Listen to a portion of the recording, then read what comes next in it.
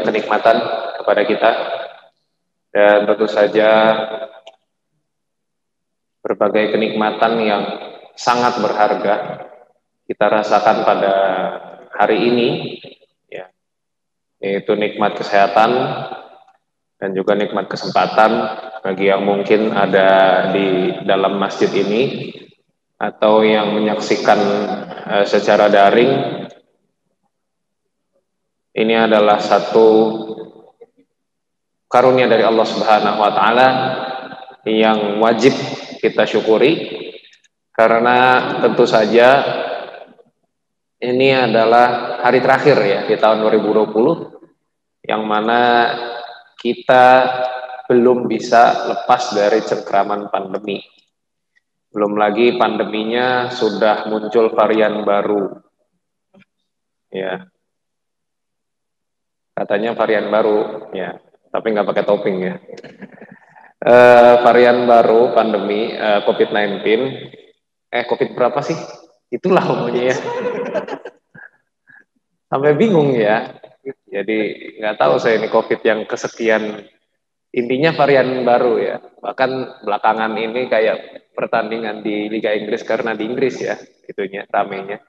Pertandingan di Liga Inggris itu sudah beberapa pertandingan yang dipospon, ya, alias ditunda karena banyak pemain yang kena virus yang varian baru itu. Katanya masa inkubasi lebih lama, tertular lebih gampang, tapi tidak seganas yang sebelumnya. Wallahu a'lam bishawab ya. Yang jelas kita berharap saja bahwa kita tetap diberikan kesehatan oleh Allah Subhanahu wa taala. Karena sesungguhnya kita akan tetap sehat, nggak bakal kena corona kalau kita nggak dicek ya. Jadi kalau nggak dites nggak bakal ada yang kena corona. Bahayanya sih sebetulnya itu. Cuma ya sudahlah, ya mau gimana lagi ya. Sekarang juga banyak orang yang nekat untuk tahun baruan. Ya sebentar lagi tahun baru. Sekitar 2 jam, nggak nyampe 2 jam lagi. Saya juga tidak tahu apa bedanya antara kemarin dengan sekarang. Apalagi yang kemarin punya resolusi untuk menikah di tahun 2020 dan tidak tercapai. Ya udahlah, ngapain sih? Banyak mimpi kalian ya. Ini juga 2021, mau menikah 2021, paling nggak tercapai lagi. Ya. Dan selawat serta salam semoga senantiasa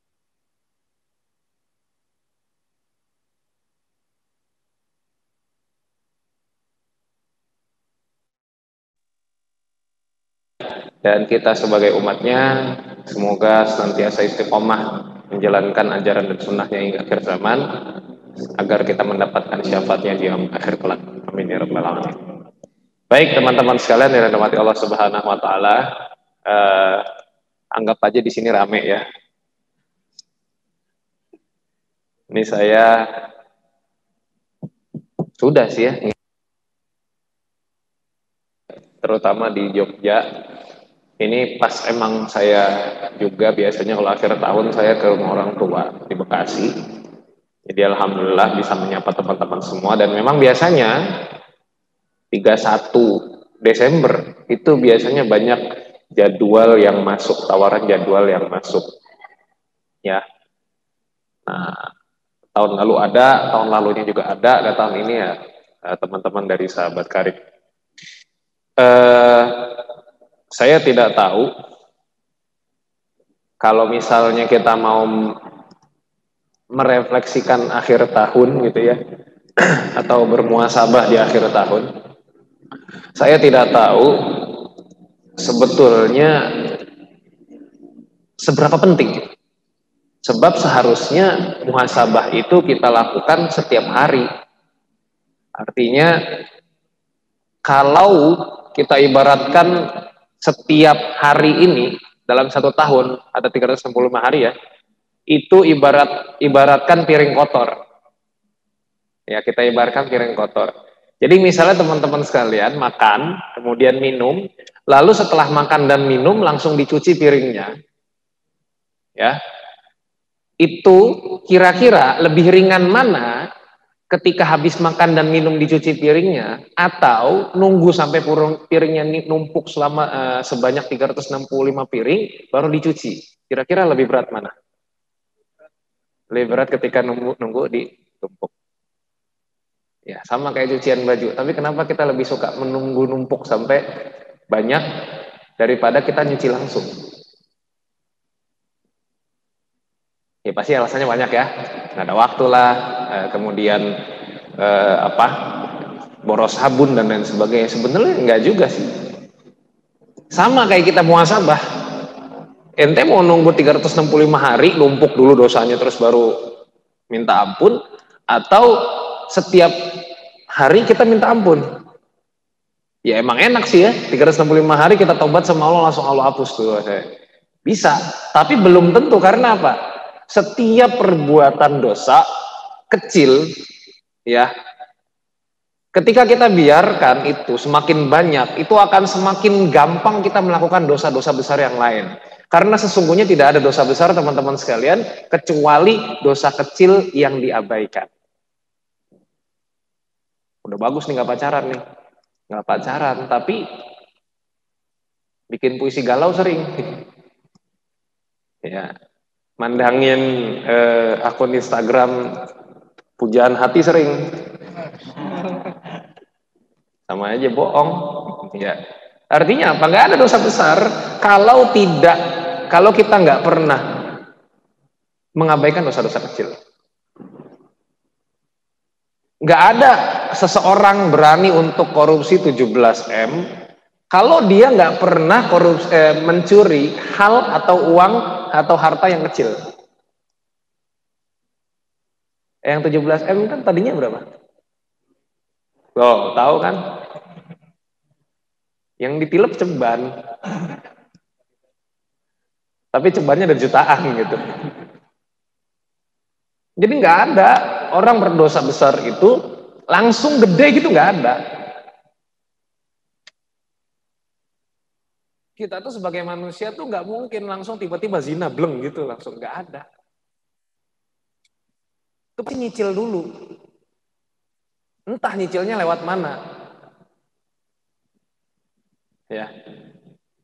Makanya pernah ada satu kisah, saya lupa di kitab mana ya. Insya Allah ini sahih tapi. Jadi ceritanya ada seseorang mencuri. Waktu itu kepemimpinan Sayyidina Umar bin Khattab radhiyallahu anhu. Ketahuan nih orang mencuri, terus kemudian ditangkap sama Umar. Keputusannya apa? Potong tangannya.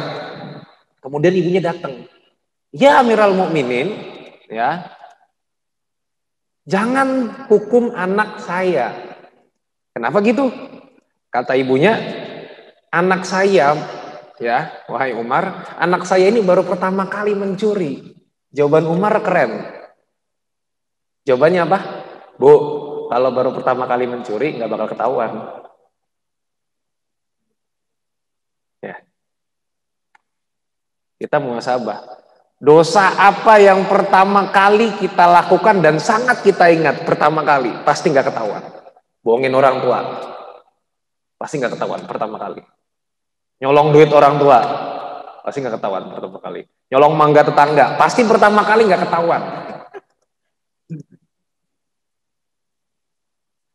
Ngintipin orang mandi, pasti pertama kali nggak ketahuan. Kenapa? Allah kasih kesempatan buat kita untuk bertobat. Kita kan merasa, kayaknya nggak ketahuan nggak apa-apa ya, lanjutin deh gitu kan. Sama kan kayak teman-teman mungkin yang masih muda-muda ini, ya,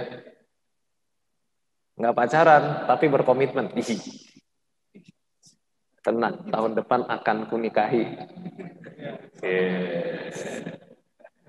Itu kayak Tuan Crab ya ngomong ke plankton ya, dan besoknya, dan besoknya, dan besoknya, dan besoknya, gitu ya. Atau kayak SpongeBob ngomong selama-lama, lama-lama, lama-lama, lama-lama, lama-lama, lama-lama, lama-lama, lamanya. Ya tahun depan. Ya kan kebanyakan kita begitu ya, merasa bahwa ini adalah sesuatu yang boleh-boleh aja, gitu loh. Merasa bahwa ini adalah sesuatu yang sah-sah saja. Yang penting saya nggak pacaran kok, ya. Tapi saya chattingan, WhatsAppan sampai WhatsAppnya kayak asrama akhwat nggak apa-apa gitu. Iya semuanya di chat soalnya, tapi centang satu semua, kan di blok. Ya, nggak apa-apa. Yang penting saya nggak pacaran gitu. Statusnya tidak pacaran. Tapi kelakuannya ya sama-sama, mirip-mirip aja gitu. Lowong ada kok yang dia ngaku jadian, dia ngaku pacaran, tapi nggak pernah ketemu, itu ada kok. Kenyataannya ada. Tapi ada yang ngakunya nggak jadian, nggak pacaran, tapi lebih wah daripada orang pacaran gitu loh. Itu juga ada. Enggak, saya nggak nyalain orang yang pacaran. Ya, saya menyalahkan orang yang mau dipacarin gitu. Lah apa bedanya? Ya, beda lah. Orang yang mau pacaran kan nggak bakal pacaran kalau nggak ada yang mau dipacarin, ya kan? Sama kayak orang selingkuh. Nggak bakal orang selingkuh itu kalau nggak ada yang mau diselingkuhin, kan gitu. Kan orang kan bilang ya, semua laki-laki sama aja. Kayak gitu ya. Pertanyaan saya, itu laki-laki selingkuh sama siapa? Sama laki-laki juga? Ya sama perempuan. Kenapa sih susah amat untuk mengakui salah gitu ya? Sampai kemudian bikin gerakan sendiri untuk menyetarakan hak-hak perempuan gitu. Padahal haknya udah banyak. Yang pakai sepatu hak itu kan cuma perempuan, laki-laki enggak. Itu sudah menunjukkan bahwa perempuan diberikan hak yang lebih tinggi daripada laki-laki, kan gitu. Kenapa sih harus dituntut-tuntut lagi? Ya. Tapi ntar di sini ada yang menggeruduk ya, saya ngeri. Mendingan kita bahas yang lain. Oke, saya tuh dikasih sama panitia sebetulnya tema yang sangat luas ya, sebetulnya tentang cinta. Cuma kita persempit saja, ya. Kita persempit saja menjadi temanya lebih, ya kita evaluasi aja ya. Namanya juga akhir tahun. Ngapain lagi sih kalau misalnya kajian di tanggal 31 Desember ini selain evaluasi? Yang jelas teman-teman sekalian, bahwasanya ada ajaran yang sangat murni gitu ya, yaitu Islam, yang kemudian salah satu ajarannya adalah bagaimana supaya kita itu mencintai Allah lebih daripada mencintai yang lain, mencintai Allah dan Rasulnya lebih daripada mencintai yang lain. Dan di dalam satu ayat ya, bahwasanya Allah berfirman, "Qul in kuntum tuhibbunallah fattabi'uni yuhibbukumullah." Ya, katakanlah wahai Muhammad, jika kalian mencintai Allah, maka ikutilah aku dan fattabi'uni yuhibbukumullah, dan nanti Allah akan mencintai kalian, kan kayak gitu. Ya. Dan dalam berbagai ayat kita juga diajarkan bahwasanya kalau kita mau masuk surga, kuncinya adalah ridho. Ridho siapa? Ridho Allah. Radhiyallahu anhum wa radu an. Ya, mereka ridho kepada Allah dan Allah pun ridho kepada mereka. Jadi kuncinya adalah ridho Allah Subhanahu wa taala. Maka ketika kita ingin mengarahkan cinta kita, sebetulnya yang paling penting adalah bagaimana kita bisa mendasarkan, mengasaskan cinta kita kepada Allah Subhanahu wa taala. Gimana caranya? Pasti satu. Cinta itu tandanya apa sih? Kita kagum. Ya. Tanda cinta itu satu, kagum. Lebih kagum sama Allah apa lebih kagum sama Hafidz Quran? Lebih kagum kepada Al-Qur'annya apa lebih kagum kepada yang baca Qur'annya? Ini beda loh. Kadang kita itu terawih tergantung imamnya kan. Masuk jauh-jauh. Saya juga kok. Tergantung imamnya, ini imam lama nih, cari yang lain. Kalau saya, tapi kan nggak tahu yang lain. Ya, saya kan tinggal di kampung ya. Kalau di Jogja itu selalu pasti rata gitu loh. Hadirin dalam satu Ramadan itu ya rata. Ini di luar pandemi ya. Artinya ya misalnya taruhlah jamaahnya itu 100, ya udah 100 gitu. Paling enggak turun 50% sampai 50%-nya ketika sudah menjelang lebaran, itu wajar gitu. Tapi kalau misalnya diundang satu qori, satu hafiz gitu kan, yang suaranya bagus, mukanya masih gantengan saya, ya. Cuma nasib dia lebih bagus daripada saya ya. Emang nasib itu berkaitan dengan nasab. Kalau nasab kalian gak bagus-bagus amat, nasibnya juga biasanya gitu. Ya, makanya nanti kalau mau nikah cari yang bisa memperbaiki keturunan ya. Nah, tapi pasti ramai tuh. Ya. Saya pernah waktu itu di masjid mana tuh ya? Eh, ya si apa namanya si public figure Hafiz Quran ini selesai imamin, diikutin gitu kan, di foto-foto, dipanggil-panggil namanya sama akhwat. Saya nggak tahu itu akhwat beneran atau laki-laki yang suaranya jadi akhwat gitu ya. Saya juga tidak tahu. Tapi yang jelas begitu. Sekarang kita itu lebih terpengaruh mana, pada bacaan Al-Quran atau pada yang membaca Al-Quran? Lebih terpengaruh mana, kepada tausiah atau yang memberikan tausiah? Ini adalah sesuatu yang perlu untuk kita muhasabahi. Artinya kita evaluasi, jangan-jangan kita mencintai Allah Subhanahu wa taala itu belum sampai benar-benar cinta kepada Allah. Kenapa? Karena ketika kita mencintai Allah, satu, kagum, dua, zikir terus, dan yang ketiga ini yang agak sulit, pengen ketemu terus. Pengen nggak ketemu sama Allah? Mati dulu, masalahnya pengen, udah siap mati belum sekarang? Karena satu kenikmatan yang paling besar ketika kita masuk surga adalah ketemu dengan Allah. Kenapa ketemu dengan Allah? Kalau ngelihat bayi lucu, seneng nggak, Mbak? Bayi lucu seneng nggak? Seneng ya. Lihat pemandangan indah itu seneng nggak? Seneng banget. Itu baru penciptaannya, belum yang nyiptain. Itulah kenapa seharusnya setiap dari kita ketika masuk surga, itu yang paling dicari adalah bertemu dengan wajah Allah. Saya kira geledek.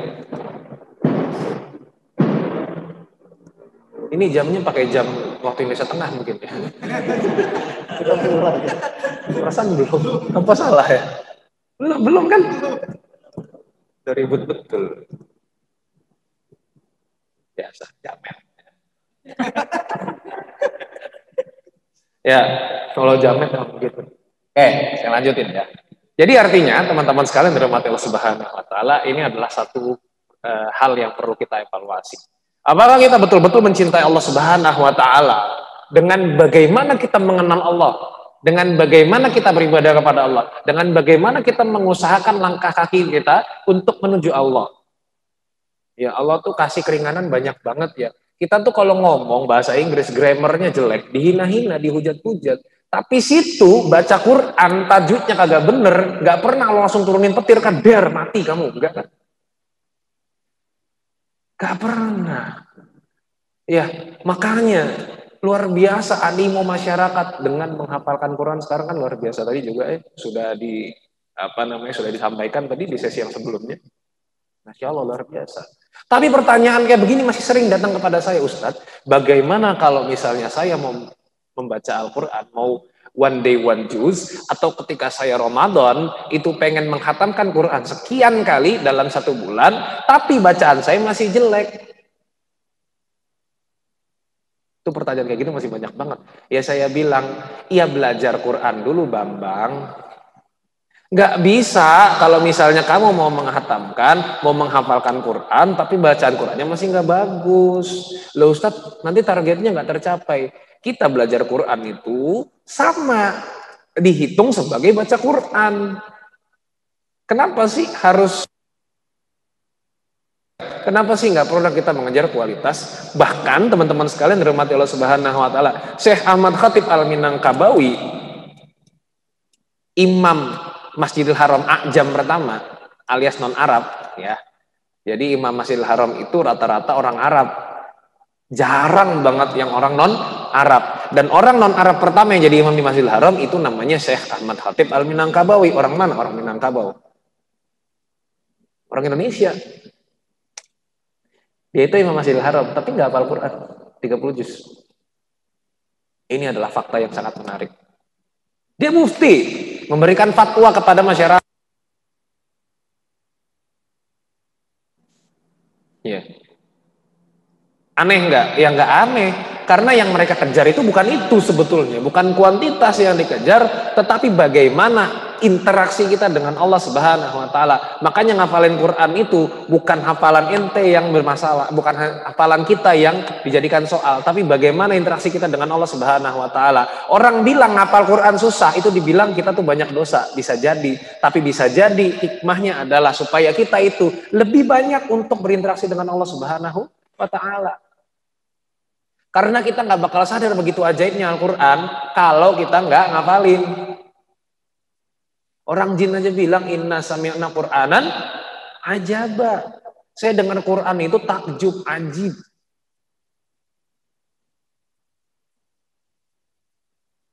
Kejadiannya kan lucu ya. Karena jin waktu itu nggak bisa naik ke langit, ditutup pintu-pintunya, ini kemana nih, kemana nih, kemana nih. Tahu-tahu kemudian mereka mendengarkan Nabi SAW membaca Al-Quran, didengerin sama jin. Takjub jin itu.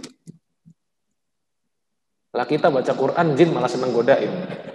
Ayo, lupa, ayo lupa.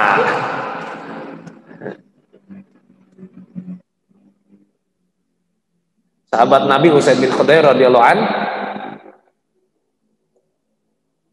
baca Quran, malaikat pada berdesak-desakan untuk mendengarkan.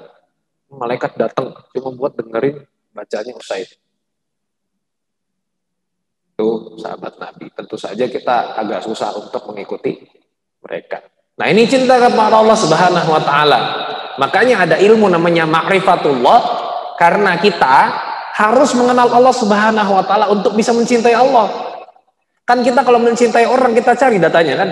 Kalian mau nikah sama akhwat nih, yang Ikhwan, mau nikah sama akhwat, minta dulu CV-nya kan, nih siapa namanya, orang tuanya siapa, anak keberapa dia, ya.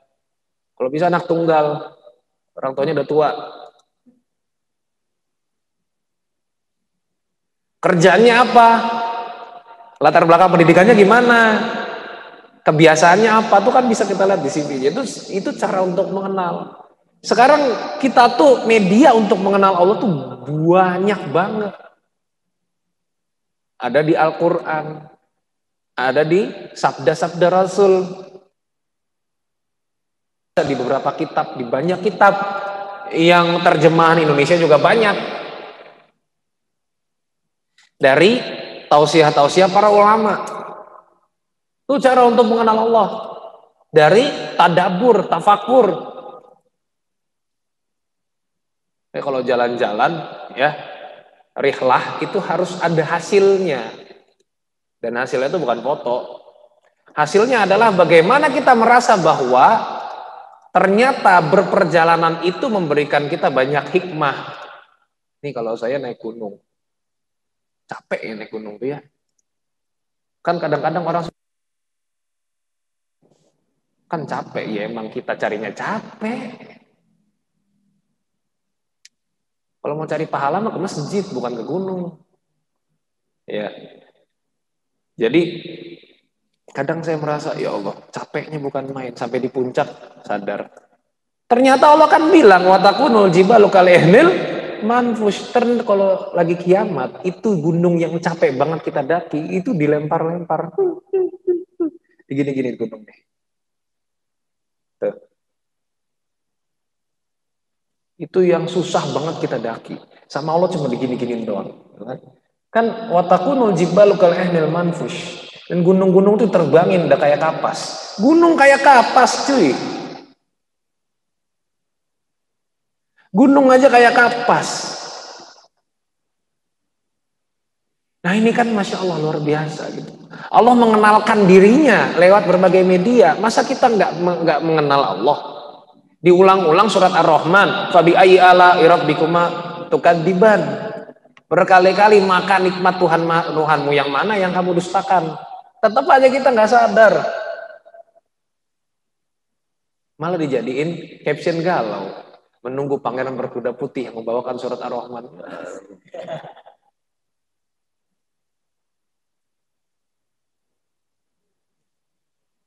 Harusnya ya, kalau mau romantis itu bawakan surat Al-Munafiqun. Itu supaya evaluasi, jangan-jangan di antara kedua mempelai ada yang munafik gitu ya. Kan nggak apa-apa kan? Kenapa sih harus diidentikan dengan Ar-Rahman terus gitu kalau mahar? Kenapa nggak yang lain gitu? Al-Munafiqun, Al-Kafirun ya, iya, bagus. Nah, makanya kita tuh di setiap eh, sholat apa itu?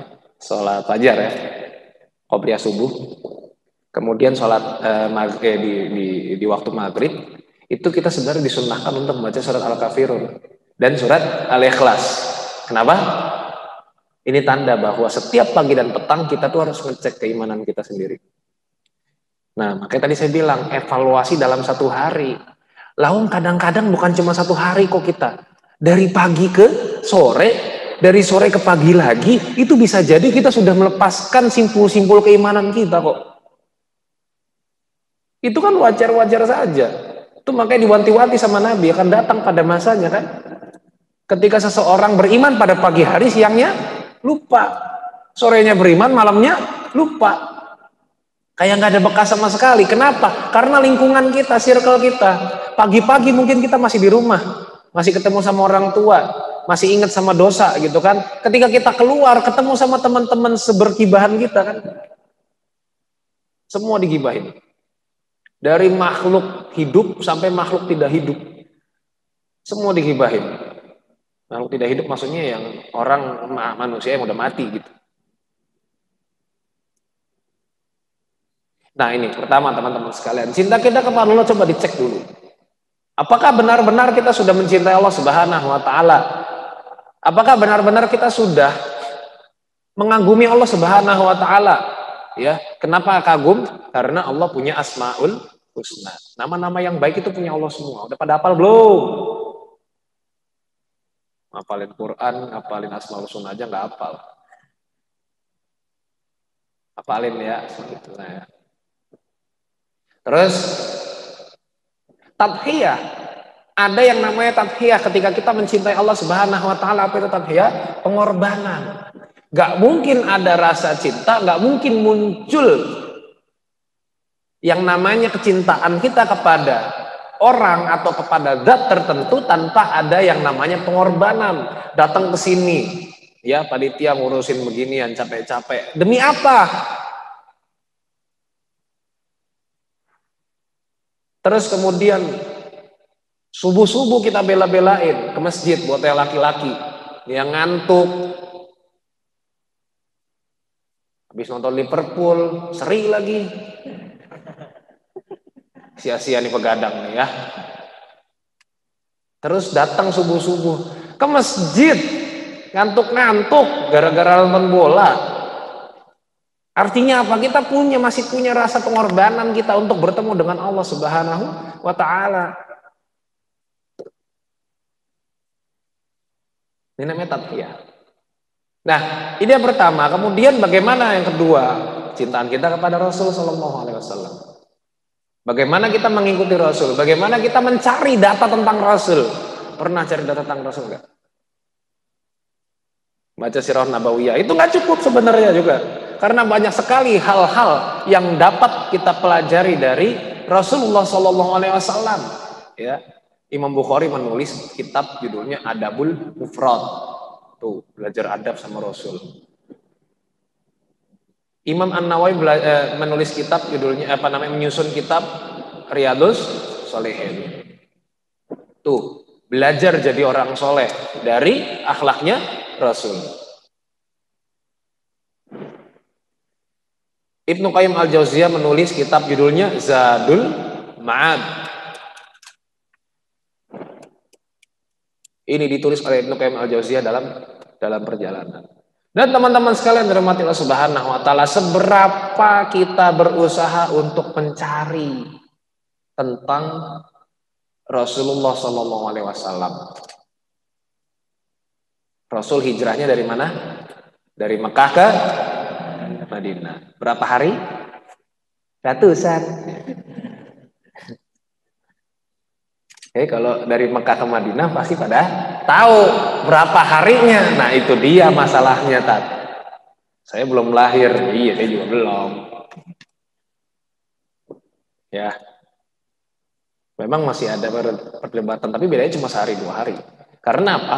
Rasul SAW bersama dengan Abu Bakar As-Siddiq radhiyallahu anhu itu tidak mengambil jalan yang lurus ketika berhijrah.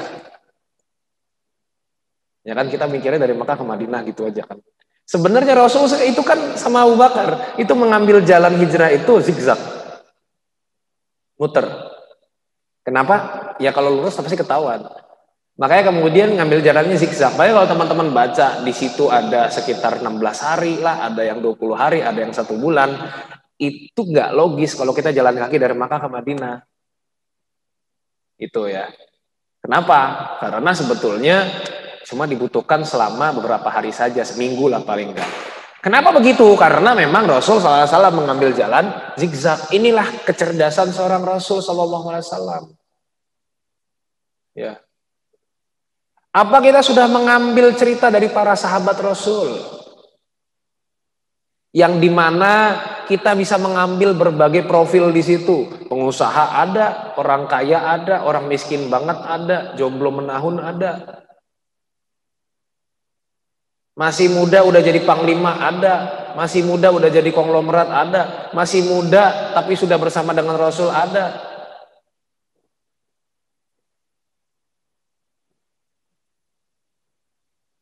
Sudah menikah belum sempat berhubungan terus mati ada. Sudah menikah belum sempat ngapa-ngapain ada. Sudah menikah kemudian bercerai ada. Itu semuanya di kisah para sahabat Nabi itu ada. Karena teman-teman sekalian, kenapa Nabi kita Nabi Muhammad SAW adalah Nabi yang paling manusiawi untuk kita ikuti. Coba yang suruh ikutin Nabi Musa, repot.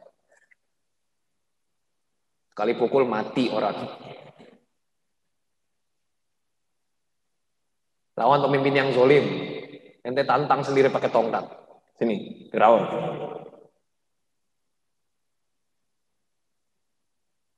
Dikejar-kejar, terus bertemu dengan laut diketok, terbelah. Ya kan? Jangan coba-coba. Nanti kalian coba lagi di BKT misalnya ya. Ayo BKT ke belakang. Gak bisa. Susah. Coba kita disuruh mengikuti Nabi Ayub yang luar biasa, kena sakit. Sampai berjatuhan kulitnya. Tuh, berjatuhan kulitnya. Coba kita disuruh mengikuti meneladani Nabi Sulaiman alaihissalam. Waduh repot cuy. Tajir melintir. Coba. Bayangkan Nabi Sulaiman alaihissalam mengunjungi salah satu istrinya bernama Ratu Balkis. Itu setidaknya sebulan itu 3 kali. Atau sebulan 3 hari mengunjungi Ratu Balkis. Tahu nggak bagaimana cara Nabi Sulaiman mengunjungi Ratu Balkis? Naik permadani, dan satu permadani itu bisa mengangkat istananya Nabi Sulaiman. Apa enggak hebring itu? BSD diangkat. Nanti naik sejadah nih, itu BSD ditaruh di situ, dibawa. Nabi Sulaiman, Masya Allah ya. Enggak mungkin. Kita ikut Nabi Muhammad SAW yang para sahabatnya kalau bertanya itu mirip-mirip sama orang BSD.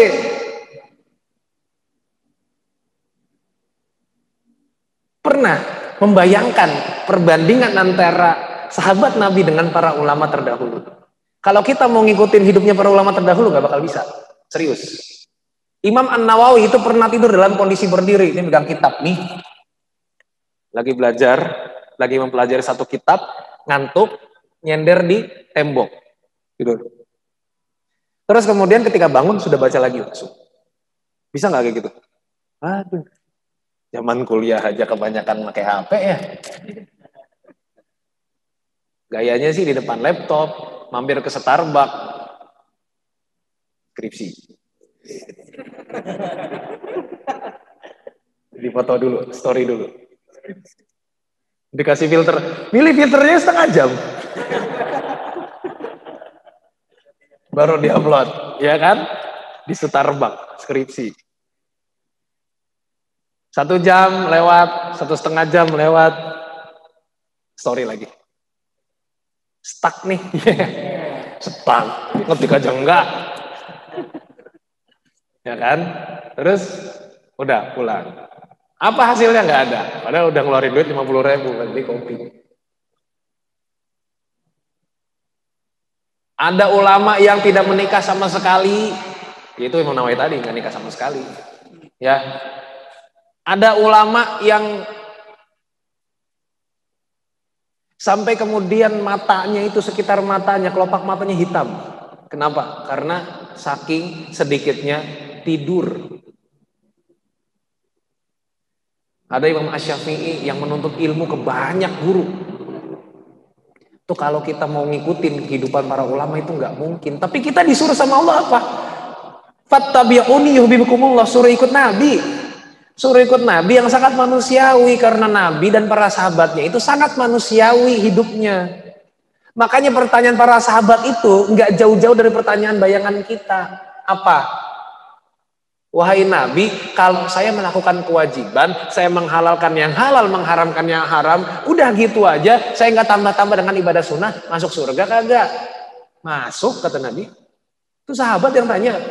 Coba kita tanya di zaman sekarang, ditempeleng palingan. Ente nanya yang bener dong. Tapi itu sahabat Nabi tanya. Ada yang tanya, wahai Nabi, saya pengen berislam, tapi saya mau berzina, dibolehin enggak?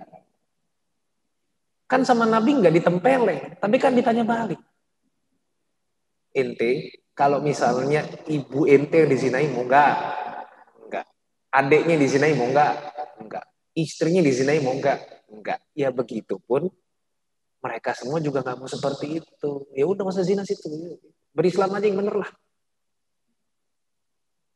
Baru dibilangin dikit, my body, my authority. Ya.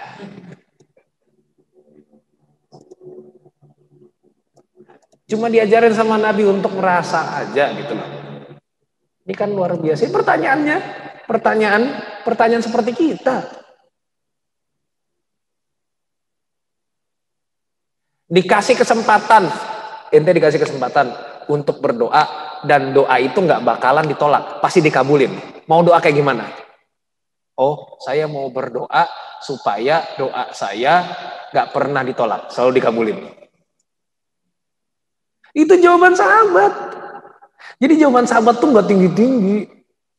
Nggak kayak kita menanyakan apa filosofi dari gerakan sholat. Enggak ditanya. Hulimat alaikumul maitatu wad damu lahmul khinzir.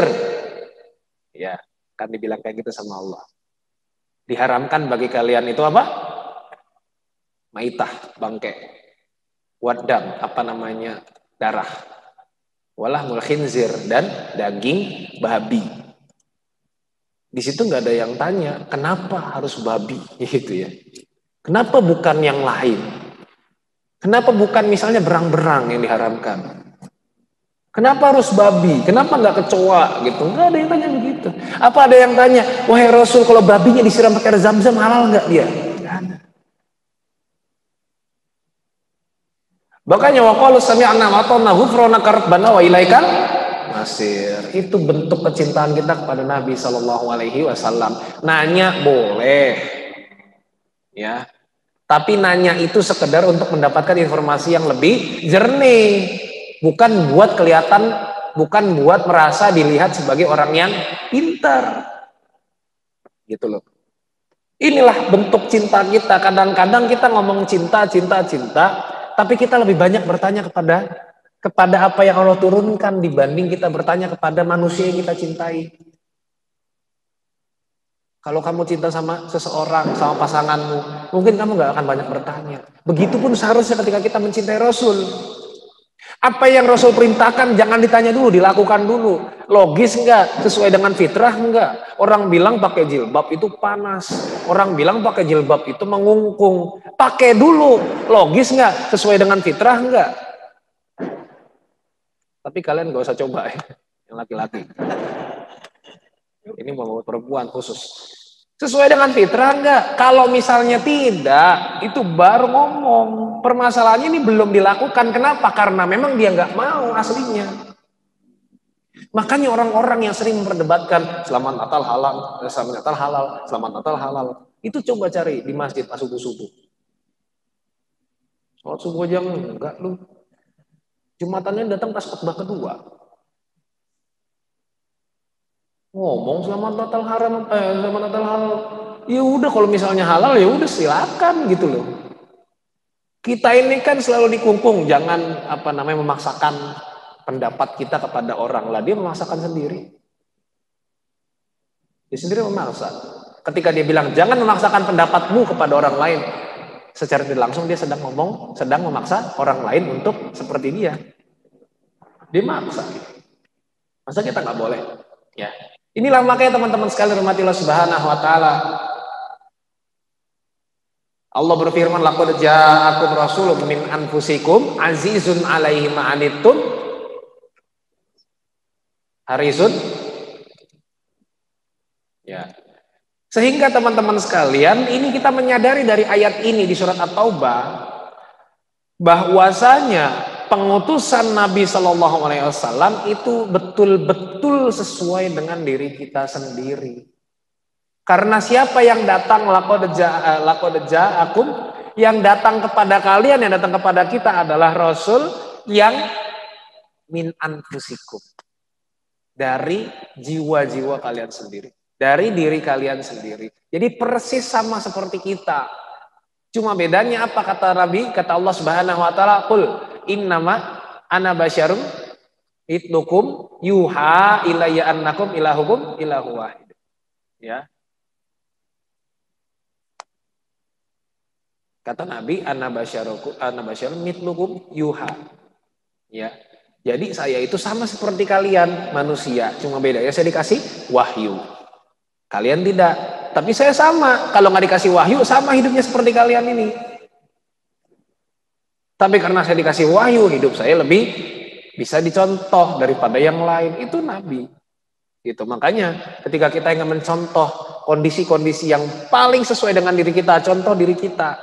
Ya mohon maaf ya, kita dari sejarah, tapi yang paling patut kita contoh tetap Nabi Shallallahu Alaihi Wasallam. Situ baca sejarah Muhammad Al-Fatih nggak bakal bisa ngikutin, serius.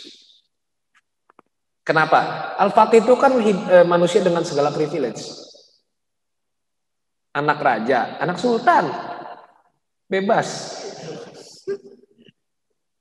Itu aja udah nggak bisa kita ya. Siapa yang anak sultan di sini? Kecuali nama bapaknya Sultan. Nggak ada, kita kan di sini anak sultan. Sultan di Indonesia tinggal satu yang resmi. Ya, yang lain cuma keputusan daerah aja, keputusan adat. Ya, yang resmi ya cuma di Jogja. Udah nggak bisa kalian jadi anak sultan. Menikahi anak sultan udah pada nikah. Udah nggak bisa jadi Al-Fatih, udah nggak bisa. Satu itu, kedua ulamanya di rumah dia datang. Nggak bisa juga kita. Susah. Ya.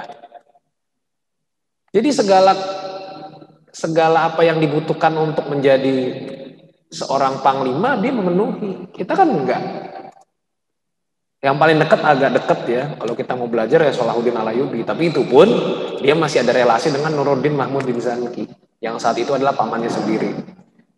Jadi tetap Nabi SAW itu yang paling pantas. Makanya Allah jadikan Nabi itu yatim sejak dia lahir, yatim piatu sejak sebelum balik, ditinggal kakeknya sejak usianya belum dewasa. Artinya apa? Kalau misalnya kita pengen merasa bahwa ya saya kan nggak bisa begini karena saya begini, tuh Nabi nggak punya bapak. Ya, saya kan nggak bisa begini, wong bapak saya miskin, tuh Nabi nggak punya bapak. Saya kan nggak bisa begini karena dulu saya nggak disusuin sama ibu saya, terus sama siapa? Nabi nggak disusuin sama emaknya.